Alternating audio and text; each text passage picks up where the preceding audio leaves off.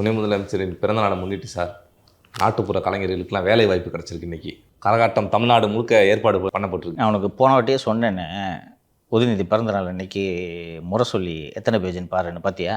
எத்தனை பேர் சார்? 150 சொன்னீங்க. 152. ஸ்டாலின் பிறந்தநாள் கூட இல்லை, ஒரு கொத்தடிமை விடாமல் டிசைனாக விளம்பரம் போட்டிருக்கேன். 152 பக்கம் மொத்தம். Who is the winner? நான் ஃபுல்லாக பார்க்கல, எத்தனை விளம்பரத்தமாக பார்க்குறது. ஒன்று ஓட்டி எல்லா கொத்தடிமையும் டிசைனாக கூவணுன்ட்டு கூவுறாங்க. இருக்கிறதுல சிறந்த கொத்தடிமையாக நான் அண்ணன் திரு வேலு அவர்களைத்தான் தேர்ந்தெடுக்கிறேன். என்னென்னா முரசொலியில் விளம்பரம் கொடுக்குறதோடு நிறுத்தலை, ஆல் டெய்லிஸ். அவர் தான் எடிட்டர் வேறு. அதுக்கு கலைஞர் டிவி எடிட்டரு, ஃபினான்சியர் மேன். எடிட்டர்லாம் கிடையாது, ஃபினான்சியர், படியளக்கிறவர். தமிழ் இங்கிலீஷ்னு எல்லா டெய்லிஸ்லேயும் அருணை பொறியியல் கல்லூரி, அருணை கல்வி குழுமம் சார்பாக, ஒரு பெரிய கல்வி தந்தையவர் சார்பாக எல்லா டெய்லிஸ்லேயும் விளம்பரம் வந்திருப்பதால் அண்ணன் வேலு அவர்கள் சிறந்த கொத்தடிமையாக தேர்ந்தெடுக்கப்படுகிறார் உதய் பிறந்தநாள் என்று. என்னதான் இருந்தாலும் ஒருத்தர் நல்லா நடிப்பு அரக்கர், அவர் இடத்த நிரப்ப முடியாது. நடிப்பறக்கர் கூடவே இருக்கார்ல, என்ன மச்சி விளம்பரம் வேணுமான்னு கேட்பாரு. எல்லாம் என்ன வச்சு நமக்குள்ளே என்ன என்று அவர் பெரிதாக இதை பெரிதுபடுத்தி இருக்க மாட்டார். கூடவே இருக்கார்ல, எல்லாத்தையும் அவர் தானே பார்த்துக்கிறார். சார், நம்ம ஒரு 2 நாட்களுக்கு முன்பு தான் இந்த காப்பிரைட்டு பஞ்சாயத்தை பற்றி பேசினா, மறுபடியும் காப்பிரைட்டு பஞ்சாயத்து வந்திருக்கு சார். இப்போது என்ன பஞ்சாயத்து? டியூடு படத்தில் என் பாடலை அனுமதியின்றி பயன்படுத்தி விட்டார்கள், அதற்கு தடை விதிக்க வேண்டும் அப்படின்னு சொல்லிட்டு நீதிமன்றத்தை நாட்டிருக்காங்க சார். கருத்த மச்சான் சாங், யுவன் அப்பா அவருடைய பாடல்கள், பழைய பாடல்களை மீண்டும் பயன்படுத்துவதன் மூலமாக அந்த இசையமைப்பாளர் எப்படி பாதிக்கப்படுகிறார் அப்படின்னு நீதிபதி கேட்டிருக்காரு சார். இப்போ தான் சரியான கேள்வியை நீதிமன்றம் எழுப்பியிருக்கு என்று நான் நினைக்கிறேன். இவரை அப்படியே இந்த இசை கடவுள் அப்படின்லாம் 2-3 பேர் சொன்னோன்னே உண்மையிலேயே நம்ம இசை கடவுள் போல இருக்குன்னு இவராக நினச்சிக்க ஆரம்பிச்சிட்டார். அதனால் கோர்ட் ஏதாவது உத்தரவு போட்டால் நான் கடவுளுக்கே உத்தரவு போடுறியா, அந்த நினப்பு இவருக்கு வந்ததுனால தான் இந்த மாதிரியான ஒரு அடாவடிகளிலெல்லாம் ஈடுபடுகிறார். டியூடு படம், இந்த படத்தில் 2 பாட்டு வருது போல இருக்கு. 100 வருஷம் மாப்பிள்ளைங்க பொண்ணு தான் அந்த பாட்டும், கருத்த மச்சான் அந்த பாட்டு நோட்டீஸ் வரும். பாட சொல்லிட்டுல சார், அவன் பாட்டு பாடல, லிரிக்ஸை தான் சொல்லியிருக்கான். ஓகே, அப்போ அவர் லிரிசிஸ்ட்டு போட மாட்டார், அவங்கெல்லாம் நல்லவங்க, ரைட்டா? படம் ரிலீஸ் ஆகி தேட்டரில் ஓடிடுச்சு, ஓடிடிலையும் வந்துருச்சு. இப்போ போய் வழக்கு போடுறார். யாருக்கு எதிராக? இந்த படத்தின் தயாரிப்பு நிறுவனத்திற்கு எதிராக வழக்கு போடுகிறார். இப்போ இதில் யாரெல்லாம் பார்ட்டியாக சேர்க்கணும்பா?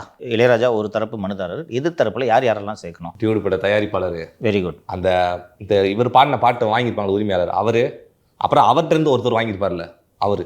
கரெக்டாக சொல்லிட்டான். இவனுக்கு ஒன்றும் சட்டமும் தெரியாது, ஒன்றும் தெரியாது, கரெக்டாக சொல்லிட்டான். சரி, படத்தோட தயாரிப்பாளராக எதிர் மனுதாரராக சேர்க்கணும்னு சொல்கிறது ரைட்டு. நீ வேறு யாரோ காப்பிரைட் உரிமை வச்சுருக்கவங்களெல்லாம் இப்போ எதிர் மனுதாரராக சேர்க்கணும்னு சொல்கிற? நீங்கள் தான் முன்னாடி சொன்னீங்களே 2 பேர்த்துக்கு வந்து அந்த ஷேரிங் அப்படின்லாம் வரும்னு சொல்லிட்டு. ரைட்டா? கரெக்டு. அப்போது ஒரு கேஸு போடுறீங்க.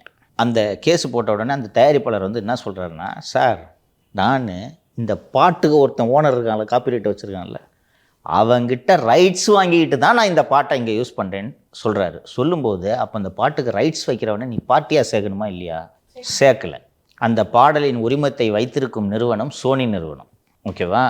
சோனி நிறுவனத்தை எதிர்மனுதாரராக சேர்க்கணுமா இல்லையா? சேர்க்கணும். சேர்க்காமையே கேஸ் போடுறது. இதோட நோக்கம் என்னன்னு சொல்லு. எப்படியாவது காசு அமௌண்ட் தேத்தணும் சார். அதான், அது எப்படி தேத்துனா, பட தயாரிப்பு நிறுவனம் படத்தை நெட்ஃப்ளிக்ஸுக்கு விற்றுட்டாங்க, முழு படத்தையும் விற்றுருக்காங்க. முழு படத்தை ஒரு 5 கோடிக்கு விற்றுருக்காங்கன்னு வச்சுக்கோங்க. இப்போ அதுலேருந்து 2 பாட்டை எடுன்னு சொன்னேன்னா நெட்ஃப்ளிக்ஸ் நிறுவனம் நான் கொடுத்த 5 கோடியில் 1 கோடி திருப்பி கொடுன்னு தயாரிப்பாளர்கிட்ட கேட்குமா கேட்காதா? இப்போ தயாரிப்பாளர் நான் ஏன் தலைவலியாக இருக்குந்தா உனக்கு எவ்வளோ வேணும்னு கொடுப்பாங்களே. இதுதான் நோக்கம்.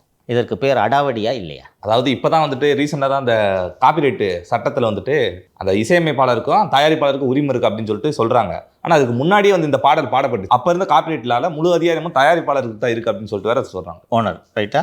நான் ஏற்கனவே இந்த காப்பிரைட் சொசைட்டி என்று நான் சொல்லியிருந்தேன் அல்லவா? அந்த சொசைட்டிக்கு பேர் வந்து இந்தியன் பெர்ஃபார்மிங் ரைட் சொசைட்டி. அந்த சொசைட்டியோட வேலை என்ன, 1969லேயே இந்த சொசைட்டி உருவாகி விடுகிறது. இந்த சொசைட்டிக்கு சேர்மனாக இருப்பவர் இந்தியாவின் மிக பிரபலமான கவிஞரும் பாடலாசிரியருமான திரு ஜாவேத் அக்தர். ஹிந்தியில் ஒரு ரொம்ப ஃபேமஸ் லிரிசிஸ்ட். இந்த நிறுவனம் உலகம் முழுக்க இருக்கக்கூடிய அத்தனை இசையமைப்பு நிறுவனங்களோடும் அண்டு அத்தனை காப்பிரைட் சொசைட்டியோடும் அக்ரிமெண்ட் போட்டிருக்கு. இப்போது உதாரணத்துக்கு மைக்கேல் ஜாக்சன் பாட்டை இங்கே இருக்கிற கிளப்பில் போட்டோன்னா அதுக்கான பணத்தை மைக்கேல் ஜாக்சனுக்கு போகிறது இந்த சொசைட்டி உறுதி செய்கிறது. இதை தாண்டி இன்னொன்று கூடுதல் விவரத்தை சொல்கிறேன், மக்கள் தெரிஞ்சுக்கணும். இருந்தாலும் ஒன்றும் கடவுள்லாம் கிடையாது, எப்பேற்பட்ட பேராசைக்காரர் என்பதை மக்கள் தெரிந்து கொள்ளட்டும். சோனி நிறுவனம் இப்போ இந்த திருத்தப்பட்ட காப்புரிமை சட்டத்தின்படி கம்போசருக்கு ராயல்ட்டி கொடுக்கணும்ல, அந்த அடிப்படையில் சோனி நிறுவனம் இவ்வளோ நாள் நாங்கள் இவ்வளோ இளையராஜா பாட்டை யூஸ் பண்ணியிருக்கோம், இதில் இவ்வளோ ரூபாய் இளையராஜாவுக்கான காப்பிரைட்டு அப்படின்னு ஸ்டேட்மெண்ட்டே டிக்ளேர் பண்ணிட்டாங்க. வாங்கிக்க வேண்டியது என்ன? மொத்த பாட்டு எனக்கு நீனா கொடுக்குறது, இதுதான் ஸ்டாண்டு. ஆமாப்பா, சோனி நிறுவனம் ஒரு பப்ளிக் லிமிடெட் லிஸ்டட் கம்பெனி, புரியுதா? அவங்க ரகசியமாலாம் கணக்கு வழக்க வச்சுக்க முடியாது, பப்ளிக்காக கொடுக்கணும். அவங்க இந்த பாருங்கள், இந்த வருஷம் எங்களுக்கு இவ்வளோ வருமானம், இதில் இவ்வளோ ரூபாய் தூக்கி காப்பிரைட்டாக வச்சிட்டோம், இதில் ஒருத்தர் மட்டும் வாங்க மாட்டேங்கிறாருன்னு தூக்கி தனியாக வச்சுட்டு காமிச்சிட்டாங்க. அதில் என்னென்னா, நான் ஏற்கனவே சொன்னது போல் 100 ரூபா இருந்துச்சுன்னா 50 ரூபா சோனி நிறுவனத்துக்கு, 25 ரூபா தான் இவருக்கு, 25 ரூபா கவிஞருக்கு. இவர் என்ன சொல்கிறாரு, 100 ரூபாயும் எனக்குன்றாரு. இன்னொரு விஷயத்தை சொல்கிறேன். சோனி நிறுவனம் பாம்பேயில் வழக்கு போட்டாங்க. அந்த நிறுவனத்தோட head quarters it seems Mumbai. இந்த மாதிரி நாங்கள் இத்தனை பாட்டு வச்சுருக்குறோம், எங்கள் பாட்டெல்லாம் தூக்கி இந்த ஆள் யூடியூப்பில் ஏற்றின்னு இருக்காரு, 1.5 கோடி ரூபா நஷ்டீடு கொடுக்க சொல்லுவான்ட்டு கேஸ் போட்டாங்க. சரி, இப்போ நீ என்ன சொல்கிற, நான் தான் என் ஓனர் பாட்டுக்குன்னு சொல்கிறேன், என்ன பண்ணணும்?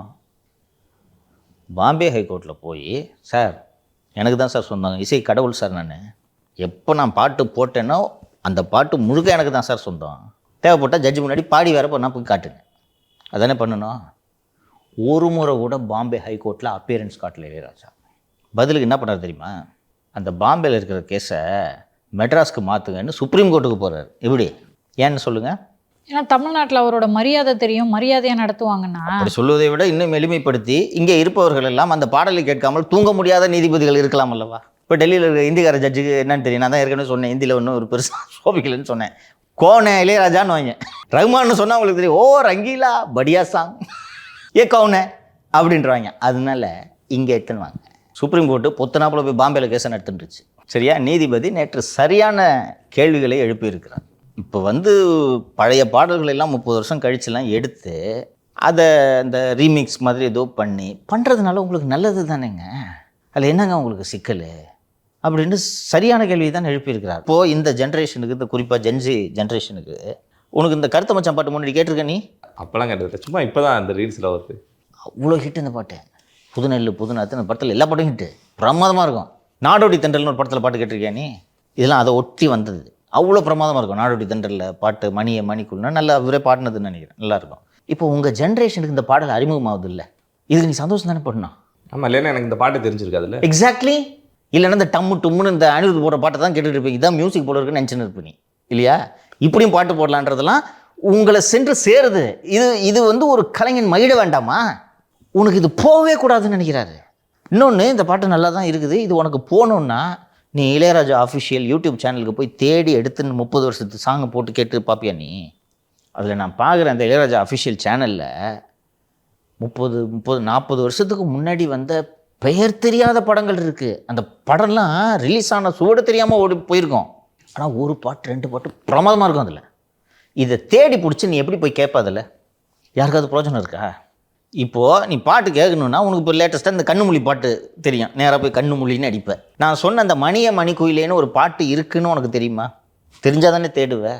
அப்போ கொண்டு உங்ககிட்டலாம் சேர்க்கறது எவ்வளோ பெரிய நல்ல விஷயம். காலம் தந்த கொடை இல்லவா? நீ இன்னும் சொல்லப்போனால் அந்த தயாரிப்பாளர்களுக்கு நீங்கள் நன்றி கடன் பட்டிருக்கிறீர்கள், நன்றி சொல்ல வேண்டும். இன்னொன்று, அவங்களும் யோ அவள் தான் ஏன் முடிஞ்சு போச்சு அப்படின்ட்டுலாம் சொல்லலை.